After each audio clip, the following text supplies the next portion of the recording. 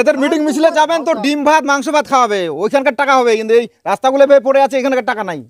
মস্তানকে টাকা দিবে, পূজায় টাকা দিবে, রাস্তার কোনো উন্নয়ন করবে না। হ্যাঁ, মমতা ব্যানার্জি কি করে? কিচ্ছু করে না, কাজ উন্নয়ন কোনো কাজ করে নাই। ওরা মস্তানকে টাকা দিচ্ছে, পূজাতে টাকা দিচ্ছে, আর এখানে কিন্তু কোনো কাজ হচ্ছে না। রাস্তাঘাটের কোনো কাজ নাই, রাস্তাঘাটের কোনো কাজ করে না এরা। ওই জন্যই ব্যর্থ, উন্নয়ন একদম কিছু। আমাদের গ্রামে ব্যর্থ, আমাদের হয়নি, আমরা ভুগতেছি তো। আমাদের এখানে ব্যর্থ, এখানে কি জানে না? এখানকার তো বড় বড় নেতা আছে তৃণমূলের, এদিক দিয়ে হাঁটাচলা করে না? ওরা তো ডেলি দেখতেছে যে কি অবস্থা, কি অবস্থা হয়ে গেছে রাস্তাটার। তৃণমূল নামায় চোর, তৃণমূল নামায় চোর। ওরা যারা যা পায় নুটে পুটে খায়। এলাকার মানুষ বলছে যে যদি কোনো মানুষ যদি অসুস্থ হয়ে যায় তাহলে কিন্তু তাকে হয় কোলে করে, না হলে মাচাতে করে নিয়ে যাওয়া হয়। মানে ঘুষখোর আমার চোরের বাড়ি, কাজ হবে কোথা কি? চাকরি চোর, গড়ি চোর, অমুক চোর, তমুক চোর, সব চোর ওরা। হ্যাঁ, রাস্তাঘাট কি হবে? এই টাকাগুলো দিলে খাই ফেলবে রাস্তায়। এই নেতাগুলো এখানে খুব খারাপ আছে, এখানে টাকাগুলো সম্পূর্ণ খাই ফেলবে। কাজে হচ্ছে না, কাজে একদম 100% কাজ হচ্ছে না। এর থেকে আমি জেড অব্দি দেখলাম, মাথা অব্দি সব দেখলাম আমি। এটা তো কোদালও পাইনি, আমি তো কিছু দিল না। তা আমার দরকার নাই, আমার শুধু রাস্তাটা দরকার। রাস্তাটা কেন হচ্ছে না? এই যে পাড়ার সমাধান, কালকে নিজে রাতে আমি কালকে মাঠে দিলাম। কালকে সবাইকে জানাইছি, কাকড়া না, এখানে হয়নি তো, ক্যাম্প হয় না তো, কোথায় জানাবো? ক্যাম্প হলে তো জানাবো। এই যে দেখেন না, পুকুর, এখানে একটা গার্ডওয়ালের এমার্জেন্সি দরকার আছে। কি করে গাড়ি ঘোড়া যাবে? গার্ডওয়াল যদি না হয়, এখানে যদি গার্ডওয়াল না দিতে রাস্তাটা থাকবে? দেখেন কি অবস্থাটা। গার্ডওয়াল তো অবশ্যই এখানে দিতে হবে। মোটামুটি 4-5 বছর ধরে আমরা বেহালে ভুগতেছি। আমাদের এখানকার মেম্বার তৃণমূলের, জেলা পরিষদ থেকে আরম্ভ করে পঞ্চায়েত সমিতি, অঞ্চল, সব কিছু তৃণমূল। কিন্তু আমরাও তৃণমূল করি, মনে করেন।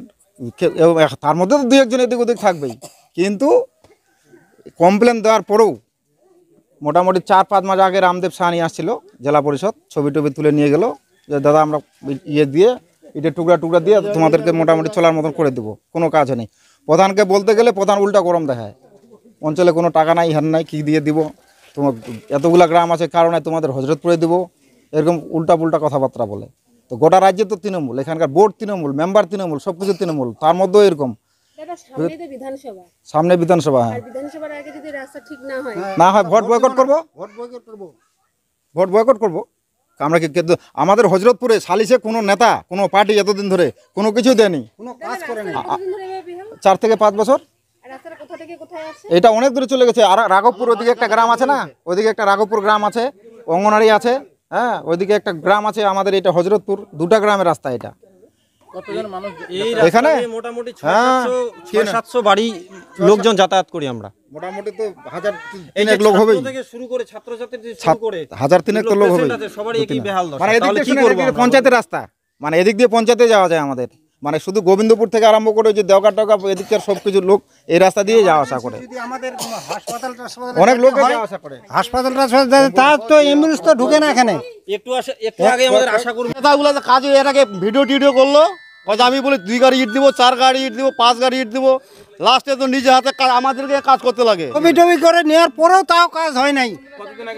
এই তো কিছুদিন আগে নিয়ে গেল, প্রধান আসলো, প্রধানও দেখে শুনে আবার বললো, প্রধানও তো কোনো কাজ করে নাই। না, এখানে রাস্তাটা আমাদের বেহাল হয়ে আছে। এখানে এই রাস্তাটা কি কাজ হবে না? পঞ্চায়েত থেকে বিভিন্ন দপ্তর থেকে লোক এসে কিন্তু মিনিমাম 5 বছর থেকে এটা দেখে গেছেন, ছবিও তুলে নিয়ে গেছেন, কিন্তু কোনো রকম সুরা আমরা পাচ্ছি না। এই যে বর্ষাকালে আমাদের অবস্থা আপনি আসে নিজেও দেখতে পাচ্ছেন, লোকজন যাতায়াতের অসুবিধা প্রথমে। এবার যদি কোনো একটা পেশেন্টের ব্যতিক্রমবশত কোনো কিছু হয়ে যায়, তাহলে এই দায়ভারটা নিবে কে? আমরা পঞ্চায়েতে জানিয়েছি, পঞ্চায়েতে আমাদের টিএমসির বোর্ড গঠন আছে। তো মেম্বার আমাদের নির্দলীয় ছিল, টিএমসিতেই যোগ হয়েছে। কার ব্যর্থতা মনে করছে?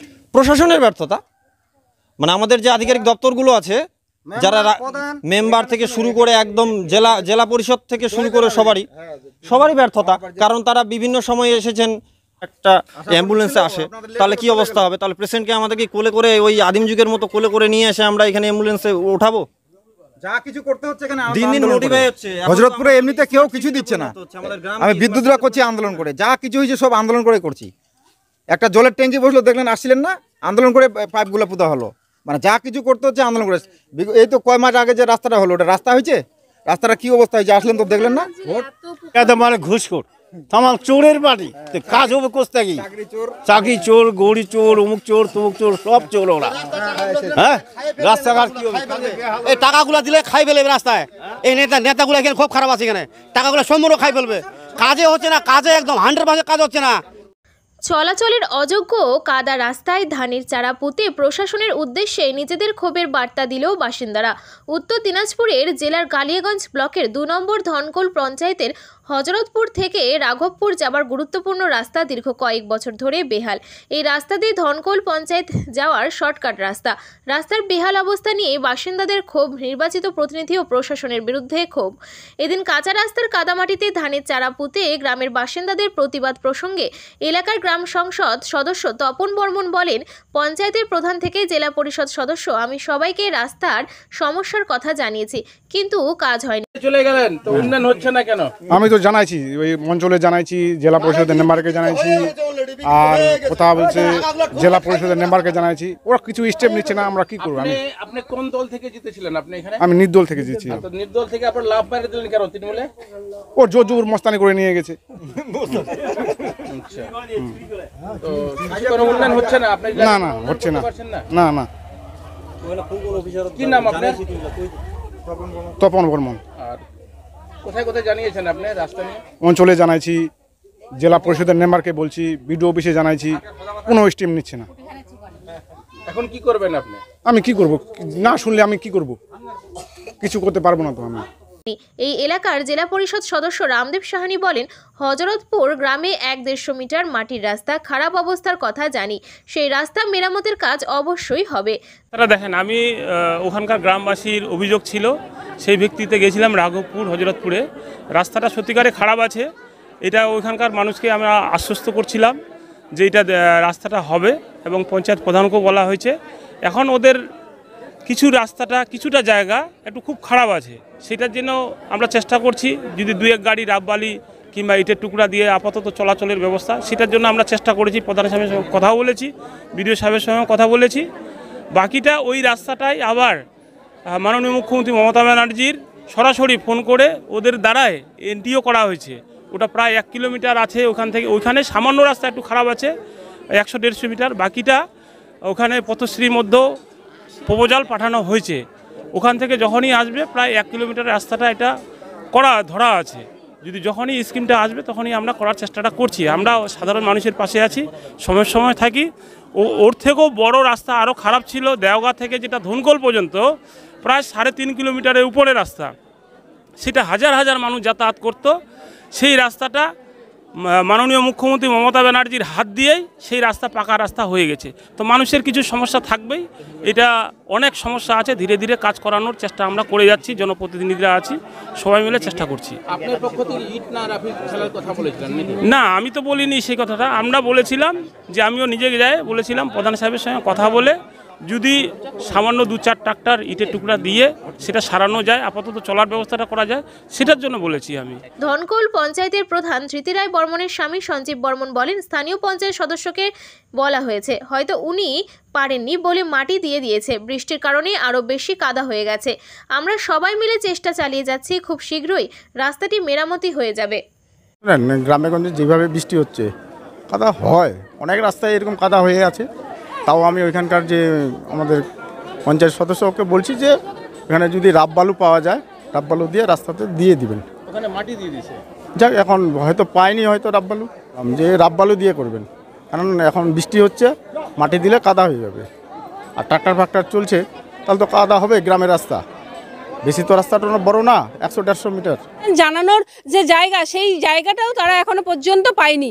এবং এখানকার যারা জেলা পরিষদে যিনি দায়িত্বে রয়েছিলেন, তিনি কিন্তু এখানে এসেছেন, সরজমিনে তদন্ত করেছেন, ছবি তুলে নিয়ে গেছেন, তবুও কিন্তু রাস্তা এখনো পর্যন্ত হয়নি। তাদের একটাই দাবি, কারণ মানুষের জীবনের প্রতিদিন প্রতি সময়ের যে প্রয়োজন সেটা হচ্ছে রাস্তা। তারা কিন্তু কোনো প্রকল্প চাইছে না, একমাত্র রাস্তা কিন্তু তারা বারে বারে দাবি করছে।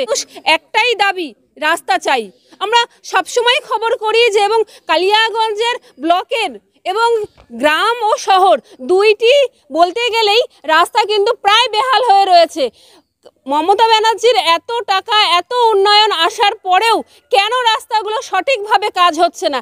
আমরা দেখেছি একটা বিস্কুটের প্যাকেটের লেবেলে তার টাইম বা তার একটা যে এক্সপায়ারি ডেট দেওয়া থাকে, কিন্তু আমাদের রাস্তা যে একটা গুরুত্বপূর্ণ, যে প্রায় 1 কোটি 1.5 কোটি বা তার নিচেও রাস্তার কাজ হয়, কিন্তু সেখানে কোনো বোর্ড বা কতদিন এই কাজের যে গ্যারেন্টি সেটা পর্যন্ত লেখা থাকে না। কেন লেখা থাকবে না?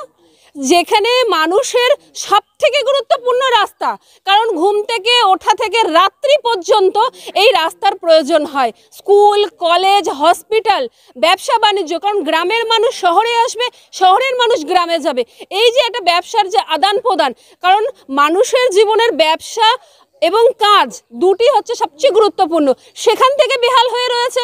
তাহলে মানুষ কবে উন্নয়ন হবে বা মানুষের কবে ভালো যে দিক সেই দিক কবে আসবে? এই দিন এখনো পর্যন্ত, আজ 2025, সেইখানেও দাঁড়িয়ে রাস্তা কিন্তু একেবারে মাটির রাস্তা রয়েছে। দেখা যাক প্রশাসন আমাদের খবর করার পর প্রশাসন কতটা নড়ে চড়ে বসে এবং এলাকার মানুষ কতদিনে স্বস্তির পায় এবং এলাকার মানুষ কবে এই রাস্তা পাকা রাস্তা পায়। উত্তর দিনাজপুর থেকে আমি রাধারানী, আপনারা দেখছেন হর্ষ নিউজ।